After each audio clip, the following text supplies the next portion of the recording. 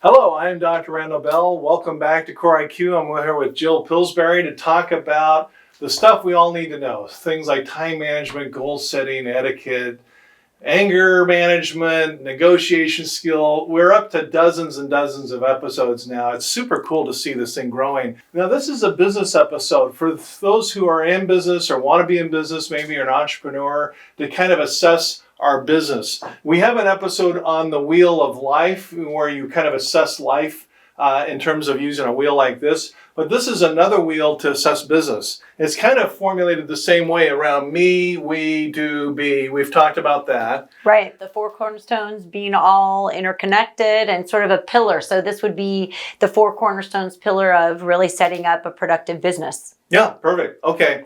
So what we got, starting with the me cornerstone, is a mission statement. Dr. Stephen R. Covey, who actually endorsed one of my books, was really big on having a mission statement in business. And mission statements don't have to be complicated. Like Disneyland has a mission statement to make people smile or something like that. It's like really simple. Right. I mean, what do you think about that? Yeah, no, I think keeping it simple is something you communicate to your whole team at work, and people know they're striving for a similar goal. So if you don't have a mission statement, I'm sorry, you're like a 0 or a 1. And if you've got a mission statement and it's prominently posted and everybody talks about it, you're a 10. So kind of rank where you are in terms of a business mission statement. The next one is emotional intelligence. That means, do people kind of take their jobs seriously?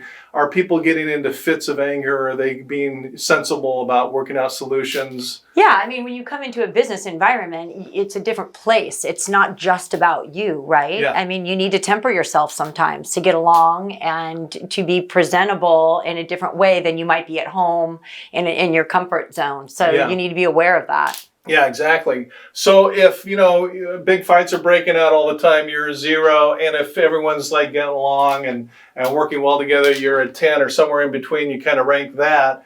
And then the next one, Jill, is continuing education. Yeah, continuing education is a pretty simple one, right? As a company, are you supporting and promoting your peers, your work employees to continue to either get a higher secondary degree or a certification type program, join clubs, anything that facilitates, your industry and allows individuals to grow and bring what they learn back to your work environment. Yeah, because certainly in our business, the thing is, if you're not educating yourself continuously, you're going to die. Right. The business will die. I mean, you have to stay competitive. You constantly have to be learning. We actually now have a trainer come in once a week and provide outside training on a lot of these kinds of skills. That's terrific. That's great. Yeah. Okay, so that's kind of me. So you rank 1 to 10, and then we're down to the we cornerstone. The first one here is community and client relationships. That's how you get along with the people you're selling stuff to. Yeah.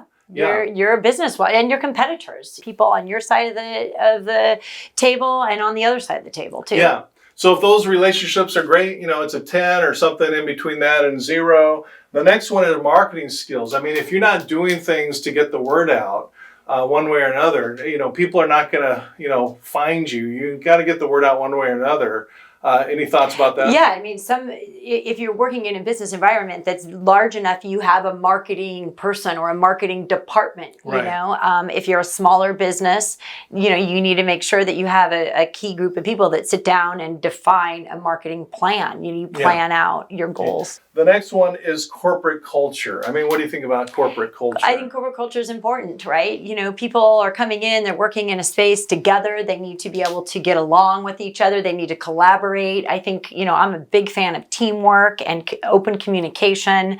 If you set the tone and everybody really understands what that tone is, whether it is formal and professional or it's casual and low key or somewhere in between, that needs to be laid out pretty clearly. Moving over to the do cornerstone, that's where we're productive. Let's talk about products and services. You don't have a product or service, you're dead. I mean, it has to be in good shape. Well, I think every business is built on either building a product and bringing it to market or providing a service.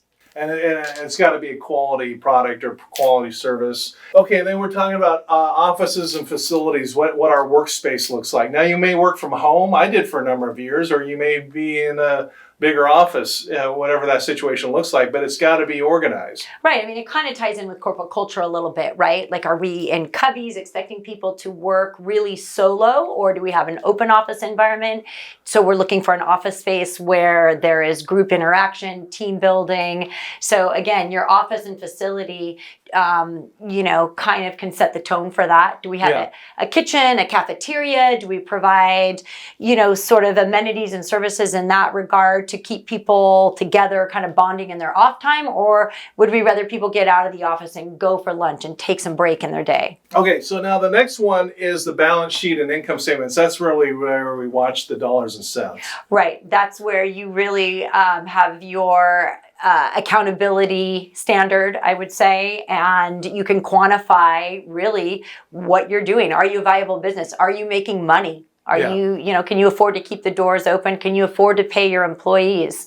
You need to evaluate and assess that. Constantly. There's no easy way around that. You got to watch. We've got a great bookkeeper who watches every dime, and that's just essential. Right, and you may need to adjust. I mean, if you this going through this process of looking and evaluating where the income's coming, what expenses you have, allows you to better your company. Yeah, and costs and benefits. I mean, if you're spending money, are you really getting the benefit? Because if it costs you $1,000, you better be getting at least $1,000 in benefit, or you cut the costs altogether. So, right. There we go. Okay, moving over to B is what we're becoming. And the next one are business goals. Just like in personal life, you have written goals.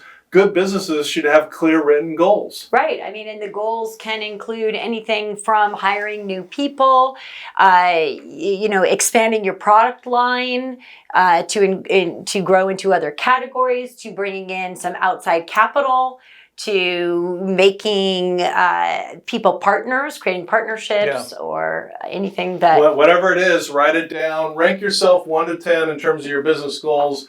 And the next one is time management. I know that's a favorite topic of yours. I mean, are people watching their time? Right. I mean, and that's something that we talk a lot about, at Core IQ and in the workplace, more important than ever, that people are being productive with their time. They're managing their time. And then the final one is kind of your business legacy. Is your business making a difference in the world? Are we making the world, better off as a result of us being in business, and really kind of taking a look at that? I mean, that's sustainability, and that kind of goes along hand in hand with that too, right? You're creating a legacy, something that you can build and grow and maybe turn over to either next generation if it's a family business, or bring people up through the ranks in your business, give them some incentive to carry the torch. Yeah, and when you have some kind of accomplishment in terms of building your business legacy, are you celebrating? Are you having having a good time?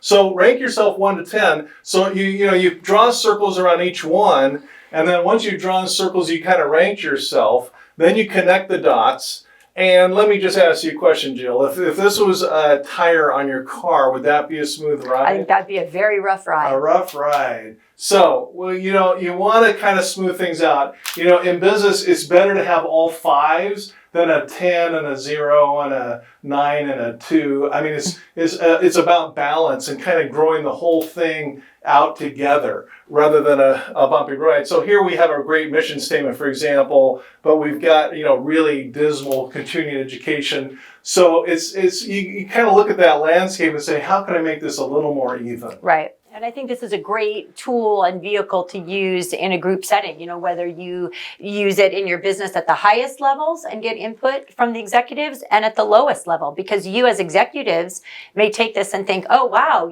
we're doing a great job in continuing education and our corporate culture. And your people at the bottom of the ladder may say, I don't know what our corporate culture is, or I don't know what our mission statement is. Yeah. So having these conversations now, I have worked for my house. I worked for the biggest consulting firm in the world, and everything in between. And this works in every scenario. I mean, if you're an entrepreneur working from your home, or you're working for a big firm, this is a great tool. Anywhere you go. So kind of assess yourself, be honest. Do it with your group, your business team, and then you kind of know where you are, and you know where you want to kind of adjust the dials and make things a little bit better. Yeah, right. All right, cool. So another episode of Core IQ. Keep sharing, liking. We'll keep building Core IQ, making it better and better, and we'll see you on the next episode.